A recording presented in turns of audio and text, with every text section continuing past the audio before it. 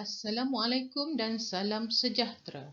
Saya Nur Hamidah binti Hussein daripada Kolej Matrikulasi Kedah, mewakili rakan-rakan kumpulan yang lain akan membentangkan kajian tindakan kami yang bertajuk Meneroka Dunia Ekologi dalam Serpent Checkerboard. Sebagai guru yang telah mengajar subjek biologi lebih daripada 15 tahun, setiap sesi kami mendapati rata-rata pelajar yang memasuki program 2 tahun di dalam program matrikulasi sains mempunyai grade biologi dan bahasa Inggeris yang lemah. Ini menyebabkan mereka sukar mengeja dan menyebut terma sains di dalam bahasa Inggeris dengan betul. Tambahan pula dengan pedagogi norma baharu ini, pelajar lebih cenderung untuk menggunakan gadget dalam pembelajaran mereka, di mana nilai-nilai keseronokan belajar secara face-to-face semakin lama semakin dilupakan. Di dalam silibus biologi program matrikulasi, ekologi merupakan tajuk yang mempunyai banyak terminologi baharu. Pelajar perlu mengingati definisi terma-terma tersebut dan juga perlu mengetahui dan memahami perkaitan di antara terma-terma tersebut seperti penggunaan herbivor dan karnivor sebagai organisma di dalam ekosistem hutan hujan tropika. Jika sebelum ini PDP yang dijalankan secara face-to-face selalunya menggunakan peta minda dan menonton video berkaitan topik ekologi, ataupun kaedah pembentangan digunakan untuk penceritaan tentang hubungan antara terma-terma yang dipelajari.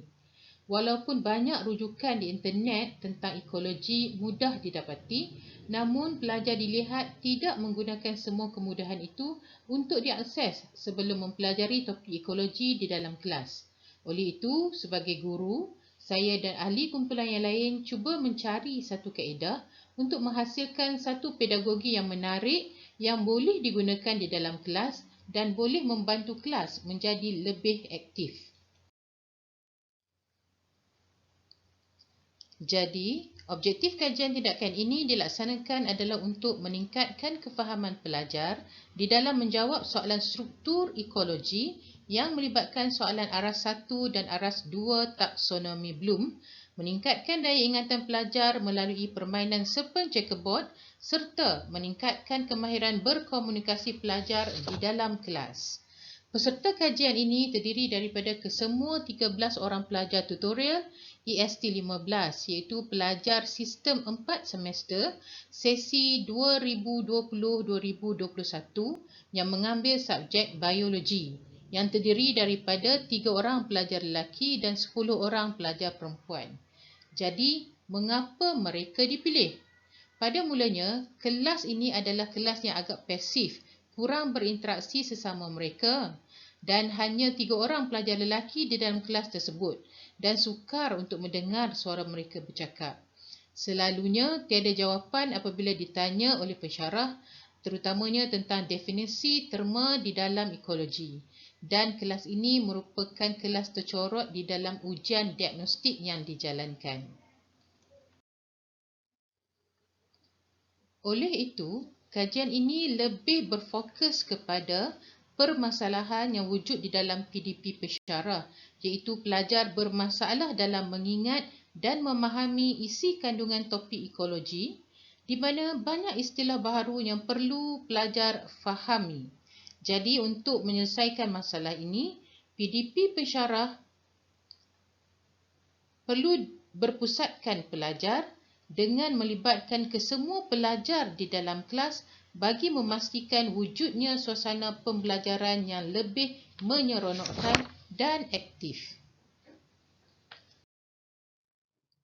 Kajian tindakan ini dimulakan dengan pemerhatian awal di dalam kelas tutorial dan ujian diagnostik semasa topik ekologi diajar. Kemudian, satu ujian pra dilaksanakan kepada pelajar dan markah dianalisis. Setelah itu, pensyarah memperkenalkan permainan serpent checkerboard di dalam kelas setelah topik ekologi tamat diajar. Selepas 4 minggu kemudian, ujian post dijalankan ke atas semua peserta kajian dan markah dianalisis. Dapat dilihat di sini bahawa terdapat peningkatan taburan peratusan pelajar di dalam ujian pra kepada ujian pos. Walaupun serpen checkerboard ini hanyalah satu permainan dam, namun ia mampu membantu pelajar dalam mengingati terma-terma ekologi. Melalui pemerhatian di dalam kelas semasa permainan dijalankan, pelajar dilihat menjadi aktif dan bekerjasama di dalam kumpulan, dan kerjasama ini wujud dengan baik. PDP lebih berpusatkan pelajar dan kita boleh lihat kepimpinan pelajar yang bertindak sebagai moderator. Oleh itu, kerana pensyarah terlibat sebagai fasilitator, jadi peranan pensyarah itu dapat dilihat berjaya dilaksanakan.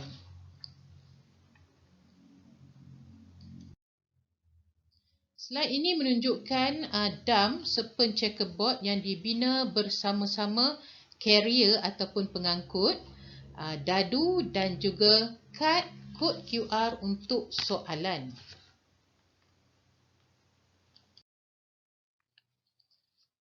Di antara ciri-ciri permainan serpen checkerboard ini adalah ianya berkonsepkan dam ular dengan menggunakan gambar rajah ular yang berlainan spesies.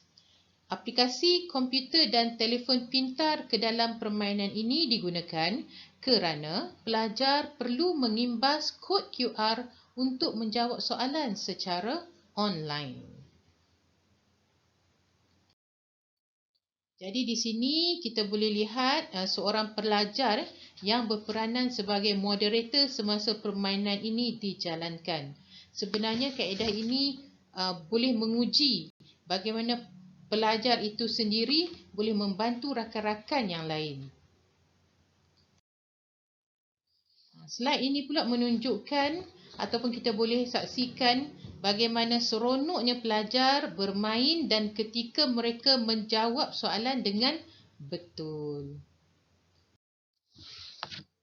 Ini pula merupakan contoh kod QR untuk soalan-soalan di dalam serpen checkerboard. Oleh itu, sekian sahaja daripada saya. Semoga perkongsian ini dapat memberi manfaat kepada semua. Sekian, terima kasih. Jumpa lagi.